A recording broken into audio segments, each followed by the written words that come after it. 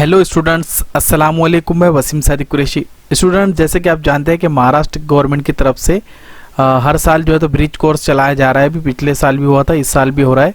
तो इस साल जो है तो इसमें ब्रिज कोर्स के अंदर प्री टेस्ट आया है, यानी आपको पहले टेस्ट देना है, उससे आपकी काबिलियत का पता चल जाएगा। उसके बाद जो है तो आपको एक्टिविटीज़ करवाई जाएंगी स्कूल में, उसके बाद में आपका फाइनल एग्जाम इसमें होगा। ठीक है, तो आज जो हम पेपर देखने वाले हैं ये है 6 क्लास का और ये विदर्भ एरिया का है। ठीक है, यानी जो आज स्कूल खुली है 27 तारीख से, यानी 27 जून से जो स्कूलें खुली है तो वहाँ पर ये पेपर दिया गया है। ठीक है, तो ये जो पेपर आपको सामने नज़र आ रहे हैं 6 क्लास के लिए। ठीक है, सब्जेक्ट हमारा इंग्लिश है और टोटल मार्क्स इसमें जो दिए गए वो कितने हैं, 20 मार्क्स का पेपर आपको यहाँ पर देखने को मिल रहा है।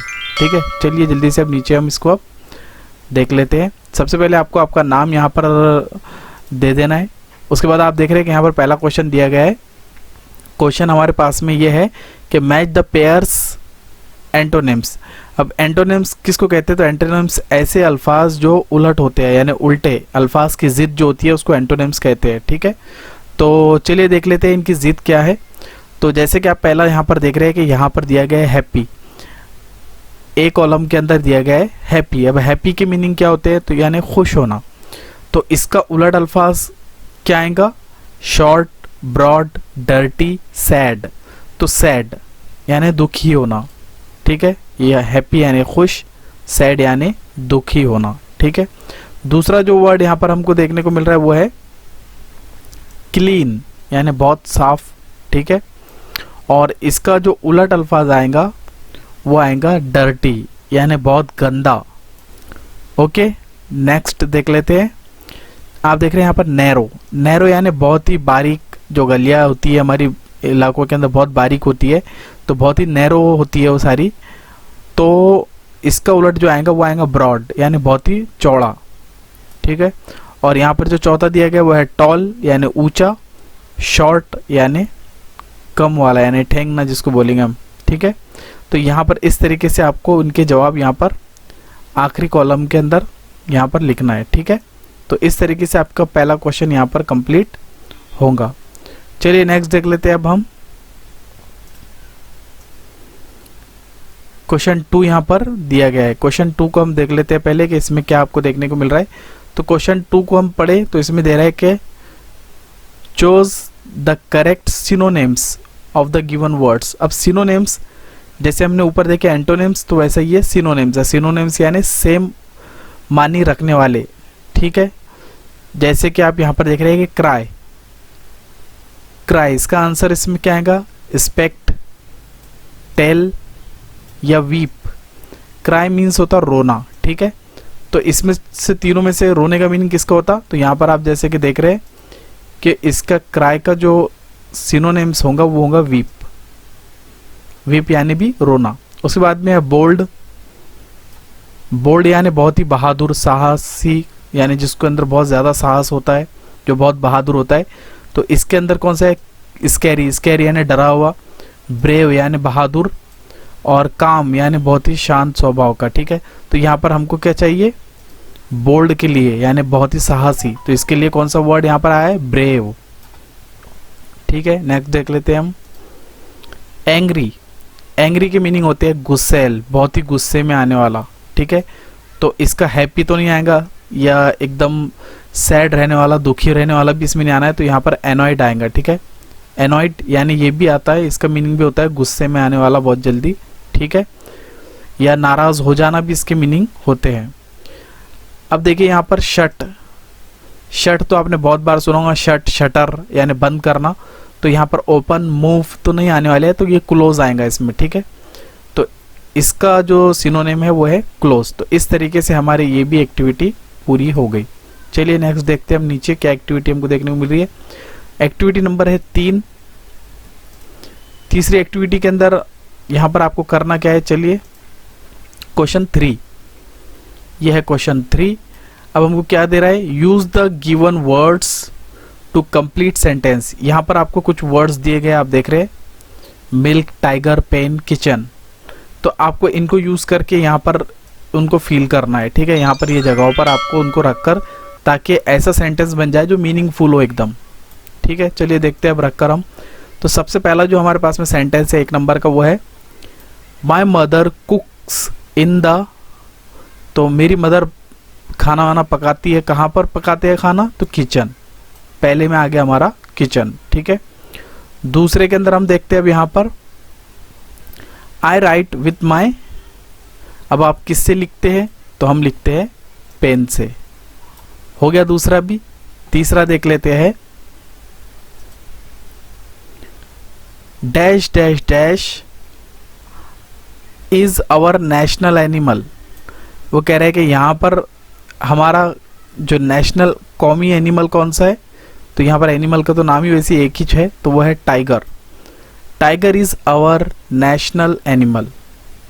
नेक्स्ट देख लेते हैं नीचे अब हम, चौथा यहाँ पर देखिए we must drink dash dash dash to be strong, हमको पीना चाहिए ज़रूर, तो क्या पीना चाहिए हमको स्ट्रॉन्ग रहने के लिए, हमको पीना चाहिए मिल्क, ठीक है। तो इस तरीके से हमारी ये एक्टिविटी भी पूरी हुई। नेक्स्ट देख लेते हैं हम, चलिए क्वेश्चन 4 देख लेते हैं। क्वेश्चन 4 में अगर आप देखें यहाँ पर, तो यहाँ पर है right the answer in complete sentence, यानी आपको यहाँ पर आंसर लिखना है, लेकिन आंसर शॉर्ट में नहीं लिखना है, आपको पूरा कंप्लीट सेंटेंस बनाकर लिखना है, ठीक है।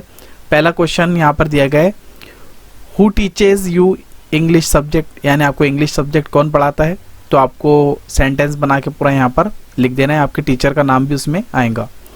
दूसरा जो क्वेश्चन यहाँ पर दिया गया है how many friends do you have, यानी आपके कितने फ्रेंड्स है, ऐसा यहाँ पर ये पूछ रहा है कि how many friends do you have, तो आप लिख सकते हैं आई हैव 4 फ्रेंड्स, 3 फ्रेंड्स, आप इस तरीके से यहाँ पर पूरा कंप्लीट सेंटेंस बनाकर लिख सकते हैं।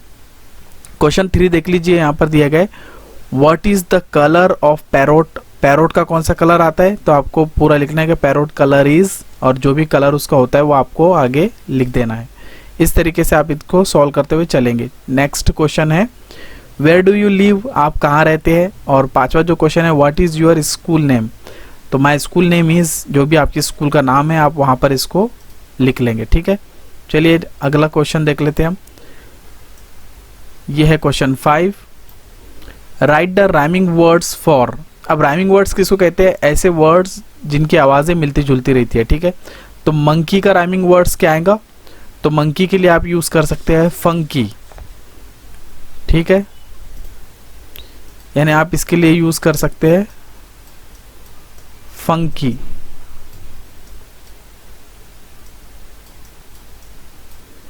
ठीक है। वे के लिए आप डे से कर सकते हैं, सी के लिए आप प्ली, बी, ये इसके राइमिंग वर्ड्स हो जाएंगे, बी भी हो जाएगा इसका, यानी जो शहद की मक्खी आती है वो भी इसका राइमिंग वर्ड्स हो जाएगा।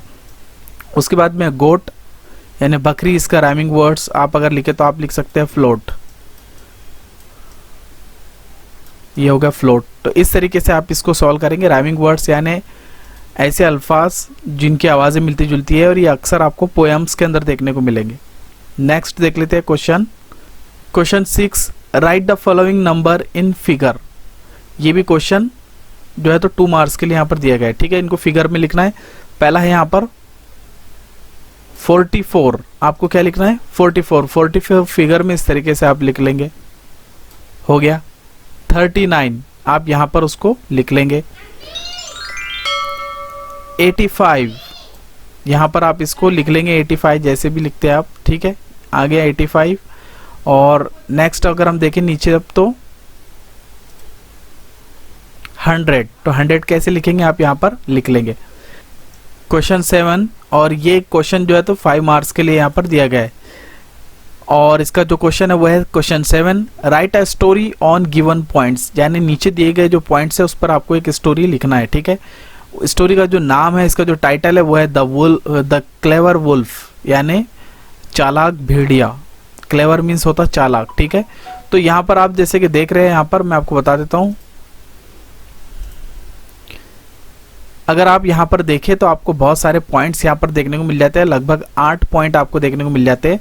तो आपको ये स्टोरी लिखना कैसे है, आपको खुद से दिल से कुछ ऐड नहीं करना है, बल्कि आप इसको सही तरतीब से अगर इसको आप लगा देते हैं इन सेंटेंसेस को, तो ये एक स्टोरी बन जाएगी, ठीक है। तो मैं आपको डायरेक्ट बता देता हूँ कि पहले कौन सा आएगा, दूसरा कौन सा आएगा, और उसका मीनिंग क्या निकल रहा है वो भी मैं साथ में आपको बताते हुए चलता हूँ, ठीक है। तो जो सबसे पहला सेंटेंस हमारी कहानी के अंदर हम लेंगे वो है यहाँ पर से लेंगे, ठीक है। ये पहला हो गया, a goat saw the wolf in the well, यानी एक बकरी ने जो है तो एक वुल्फ, एक भेड़िए को जो है तो कुएं के अंदर देखा। वेल मीन्स कुआं, ठीक है। दूसरा जो आएगा यहाँ पर अगर हम देखें तो हाँ, ये दूसरे वाला यहाँ पर उसके ऊपर है, goat wanted to know what the wolf was doing in the well, यानी ये चाहती थी जानना कि वो वेल के अंदर, कुएं के अंदर वुल्फ क्या कर रहा है, ये उसके जहन में था। तीसरे पे ये आएगा, the clever wolf told the goat that he was drinking the sweet water there, जो क्लेवर हो यानी शांत, जो बहुत ही होशियार वुल्फ था, उसने कहा कि मैं जो है तो मीठा पानी यहाँ पर पी रहा हूँ, ऐसा उसने उसको ऊपर नीचे से कहा।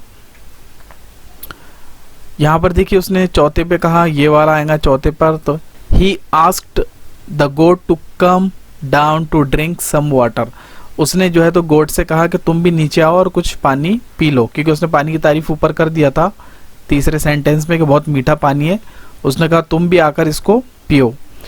अब यहाँ पर जो पांचवा पॉइंट आएगा वो ये आएगा कि द गोट वॉज सिली, सिली यानी बेवकूफ, गोट जो थी वो बहुत ही बेवकूफ थी, ठीक है। छठे पे देखिए, गोट जंप इनटू द वेल, गोट ने भी क्या किया, मीठे पानी के लालच में वेल के अंदर उसने छलांग लगा दी। ये हो गया 6 के ऊपर आ जाएगा हमारा, ठीक है। और जो 7वें नंबर का जो सेंटेंस हमारा वो आएगा वो है ये, the clever wolf jumped on the goat back and got out of the well, यानी उसने क्या किया, जैसी बकरी नीचे गिरी उसने उसकी पीठ के ऊपर अपने पैर रख के जोर से उछला और कुएं के बाहर वो निकल गया। लास्ट इसमें जो है यहाँ पर आप देख रहे हैं, ये है 8वें नंबर का, the silly goat was left in the well, और जो बेवकूफ बकरी थी वो कुएं के अंदर ही रह गई। तो इस तरीके से आपको ये पूरे 8 सेंटेंसेस को तरतीब में लगा देना है, आपकी पूरी कहानी इसमें तैयार हो जाएंगी। तो स्टूडेंट्स, मैं उम्मीद करता हूँ कि ये पेपर आपको समझ में आएगा। अगर कुछ समझ में नहीं आया तो आप मुझसे कमेंट में के ज़रिए पूछ सकते हैं।